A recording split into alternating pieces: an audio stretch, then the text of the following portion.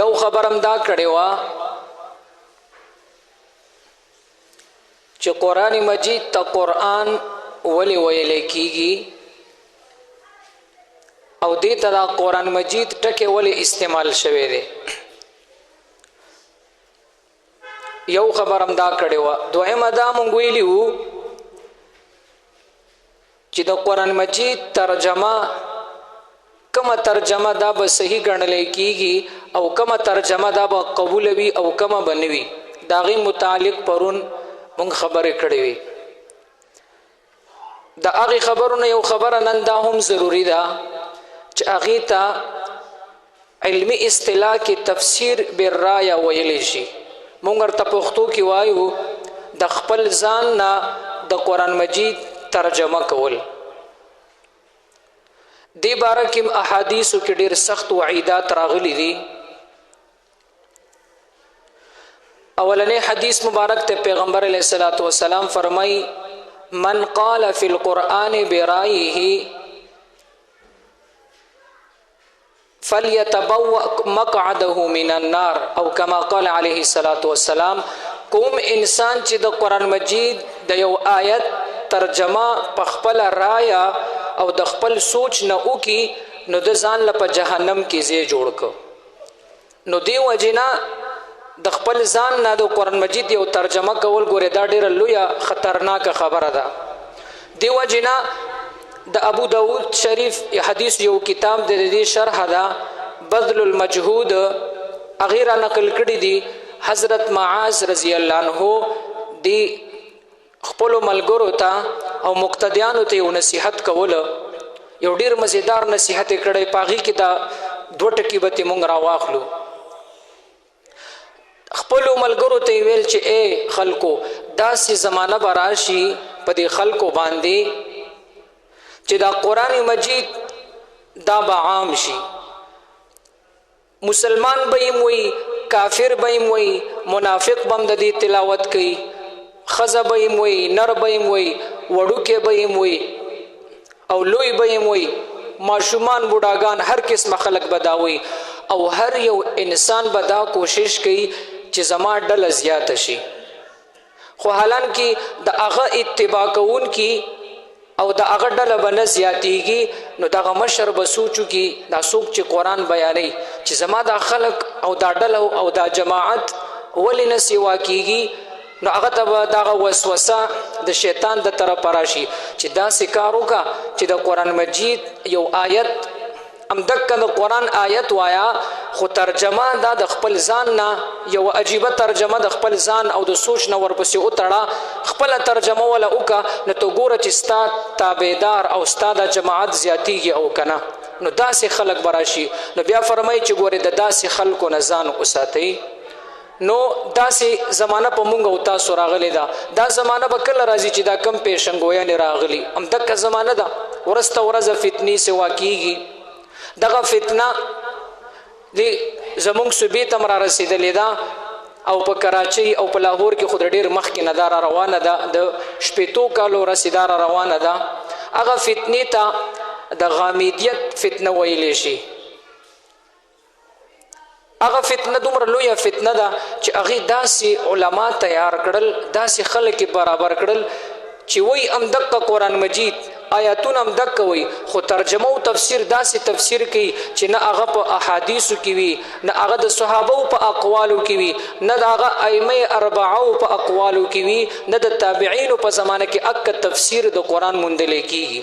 ناشنا ناشنا علما مفتیان راووتل او داسې ډلې جوړې شولې. نو یو خبره ده تفسیر بالرای نه به ګوره ډېر زیان خیال ساتئ. ګورې حدیث مې درته ویلې څوک چې د قرآن مجید ترجمه د خپل ځان نه وکړي نو دا په جهنم کې ځان له ګوره ټکانه جوړئ. نو تاسو به ډېر خیال کوئ موږ پښتانه په عربی زبان باندې پوهیږو نه، نو د ځان نه ترجمې دې کې به ډېر زیات احتیاط کوئ. دویمه خبره د قرآن مجید د اصول مطابق دې کې سورتونه راغلي دي. 114 سورتونه دي. نو دې سورتونو ته بعضی مکی سورتونه دي، بعضی مدنی سورتونه دي.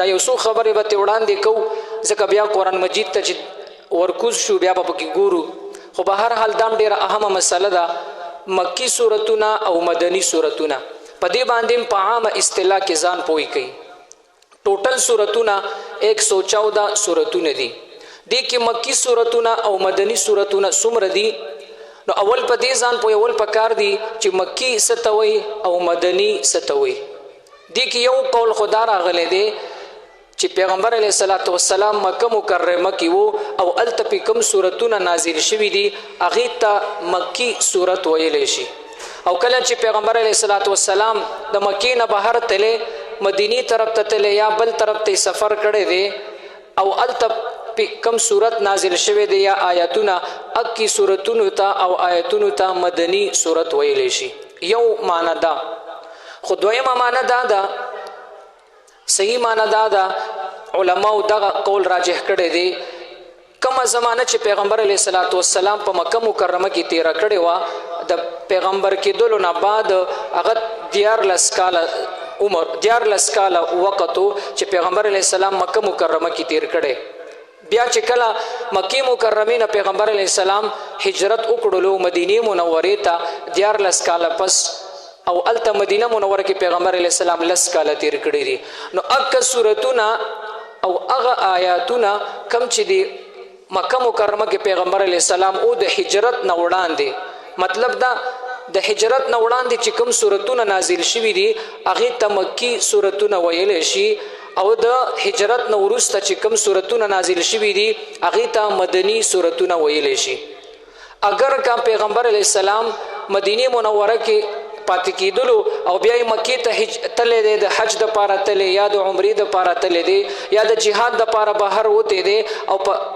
لاره کې په آیاتونه یا سورتونه نازل شوي وي هغې ته به مدني سورتونه موږ وایو ګوري د پیغمبر علیه الصلاۃ والسلام 40 کال عمر چې شو نو هغه ته پیغمبري میلاو شوه نو بیا د پیغمبرۍ نه وروسته د پیغمبر علیه السلام 30 کال زندگی هغه د قرآن مطابق ته او قرآن مجید پکې نازل شوی په 30 کال کې دا په یو ځل باندې نه دی نازل شوی زه په زه به ان شاء الله خبره راشي نو په دې 30 کالو کې 14 کال پیغمبر علیه السلام مکه مکرمه کې تیر کړی دي اکه چې په کوم ځای کې پیغمبر علیه الصلاۃ والسلام پیدا شوی دی او هغه ابایی علاقه چې ورته ویل شي د مور پلار علاقه الته پیغمبر علیه السلام 14 کال تیر کړی دي بیا د دین پس د دین او د شریعت د قرآن د خاطره هغه بیا مدینه منوره ته هجرت کړی دی نو هغه ته مدنی زندگی ویل شي نو په دې 14 کالو کې چې کوم سورتونه نازل شوي هغه ته مکی وای د هجرت نه وړاندې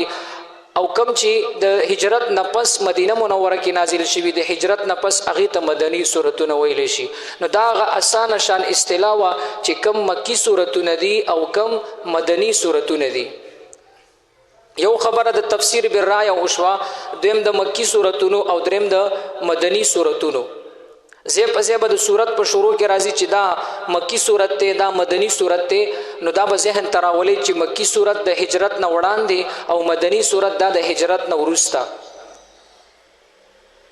زیات تر په مکی سورتونو کې دا پیغمبرانو واقعات راغلي دي پیغمبر علیه الصلاۃ والسلام ته پکې تسلی راغلي دا هغه وجه دا و مکه مکرمه کې پیغمبر علیه السلام چې کله د اسلام ابتدا شو او د قرآن مجید ابتدا شو وحی نازلېدل شروع شو نو د پیغمبر علیه الصلاۃ والسلام خپل خپلوان خپل ترونه تر زامن ټول رشتہ داران مخالف شو ټول علاقه مخالف شولا نو دی وجنا الله تعالی په دې سورتونو کې د مکی سورتونو کې هغه تسلی او د پیغمبرانو واقعات را نازلول چې پیغمبر علیه الصلاۃ والسلام ته تسلی ملو شي چې اے پیغمبره صرف د دین د خاطره تا ترا تکلیف نه ملاويږي بلکې دا مخکې پیغمبرات او کسی دي او دویم مدنی سورتونه په هغه کې زیات تر احکامات آیاتونه هغه د جهاد په باره کې راغلي دي او دویم نمبر د احکامات منځ روزه صدقه فطر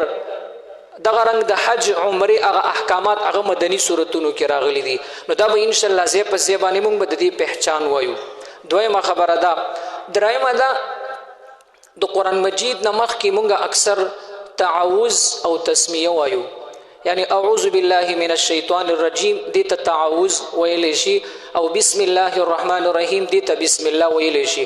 نو په دې باندې انسان پوهول پکار دي چې اعوذ بالله په کوم ځای کې ویل پکار دي او په کوم ځای کې نه، بسم الله په کوم ځای کې ویل پکار دي او کوم ځای کې نه. اعوذ بالله چې کومه ده تعوذ ورته مونږ وایو، دا ګوره صرف قرآن مجید پورې خاص ده.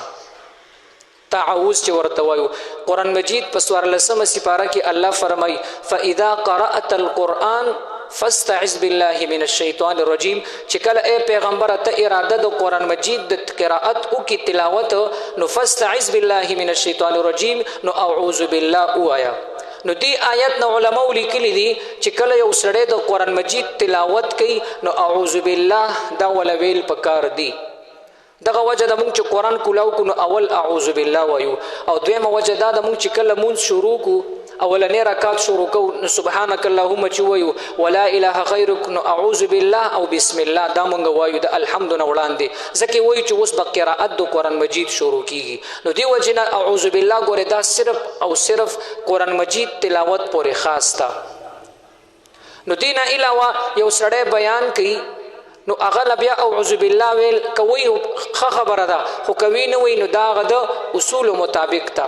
یا یو کار شروع کوي نو اعوذ بالله دی نه وي صرف بسم الله دی وي. یا کستاسو خیالو دلته به شیخ صاحب سحر حدیث ویلو، یو سړی حدیثو کتاب شروع کوي، یو کتاب وي یو کار شروع کوي نو بسم الله نه شروع کوي. نو دی وجه نه احادیث چې سړی شروع کوي نو اول بسم الله وي، اعوذ بالله د هغې دپاره نشته. نو دی وجه نه چې اعوذ بالله دا صرف د قرآن مجید پورې خاص ده. نو اول یو په دې مسله ځان پوه کړي چې اعوذ بالله دا قرآن مجید د تلاوت دپاره ده. یو دویمه بسم الله، اوس بسم الله دا عامه ده، دا که د قرآن مجید تلاوت کې بسم الله وایا مستحب ده، که د قرآن مجید تلاوت نه کې دینه علاوه دنیوي کار کې هم بسم الله ویل د هغه دپاره سنت دي او مستحب دي. ځکه پیغمبر علیه الصلاة والسلام حدیث مبارک دی كل امر ذي بال لم يبدأ ببسم الله فهو اقطع یا فهو ابتر. هر هغه کار چې یو کار ګڼل کیږي هغه چې د بسم الله نه شروع نشي نو ګوره هغه بې برکته او لنډ تنګ وي. نو دی حدیث نه دا معلومیږي هر کار نو دا قرآن مجید تلاوت کول دام یو کار دی، حدیث بیانول دام یو کار دی، بیان چاته کول دام یو کار دی، دکانداری شروع کول دام یو کار دی، کور کې چې هر قسمه یو کار کې خوراک کې اسکاک کې دام یو کار دی. نو د هر کار نه وړاندې بسم الله ویل داغه مستحب ده. نو دی وجنا په اعوذ بالله او بسم الله کې به فرق کم داشي چې اعوذ بالله هغه د قرآن مجید د پاره خاص شولا او بسم الله دا عام شولا. دا که قرآن مجید وی یا که د قرآن مجید نه علاوه د احادیث کتاب وی یا که داسې د فقه کتاب نو هغې د پاره بسم الله ویلی شي. او دویمه بسم الله صرف د کتابونو سره نه، دینه علاوه هر یو کار چې شروع کې نو په بسم الله سره شروع کول دا مستحب او سنت طریقه ده. نو دا مثلا پکې مونږ تاسو یاد کړل چې اعوذ بالله په کوم ځای کې ویل پکار دي په کوم ځای کې نه. دا عرب چې دي عرب د دې تلاوتونه خو تاسو به ډېر نه اورېدلي، مونږ خو یې اورو. نو دوی چې کله تلاوت شروع کوي د قرآن مجید نو اعوذ بالله وایي اعوذ بالله من الشیطان الرجیم ربما يود الذين كفروا. نو دی وجه نه هغې دا بسم الله له ډېره ترجیح نه ورکوي، صرف اعوذ بالله د قرآن دپاره خاص کوي. نو اعوذ بالله دا د قرآن سره خاص ده او بسم الله دا عام شوله. نو مونږ نن درس کې دا درې خبرې وکړلې. یو تفسیر بالرایه کول، د ځان نه به تفسیر نه بیانوي، او دې سره به دا مسله یاده کوي چې کم خلک د ځان نه تفسیر بیانوي د هغې ملګرتیا به هم نه کوي. ګورې قرآن مجید کې الله تعالی فرمایي ولا تعاونوا على الاثم والعدوان. کم ځای کې چې د ګناه کار کیږي او کم خلق چې د ګناه کار کوي هغوی سره مددگار او ملګري مه جوړیږئ. نو که یو سړی د ځان نه تفسیر بیانوي د اکابرو په نقش قدم نه وي، د احادیثو مطابق نه وي، نو اکه خلکو ملګرتیا به هم نه کوي او هغه به پرېږدئ هم نه. ګورې روایاتو کې راځي فضلوا واضلوا، داسې خلک دا په خپل هم ګمراه دي، نور خلک هم بیا ګمراه کوي چې د ځان نه په شریعت کې خبرې راوباسي. نو داسې خلکو ملګرتیا به نه کوي.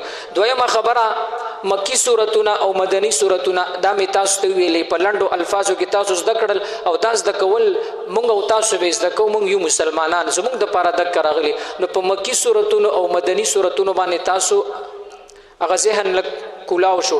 درېمه مسله موږ وویله د اعوذ بالله او د بسم الله باره کې چې اعوذ بالله په کوم ځای کې ویل پکار دي او په کوم ځای کې نه، دقه رنګې بسم الله. نو انشاءالله دا درې خبرې چې تاسو یاد کړئ دا به ډېره فایده درکړي. نورې به انشاءالله خبرې به بیا سبا کو. درود شریف وایي. اللهم صل علی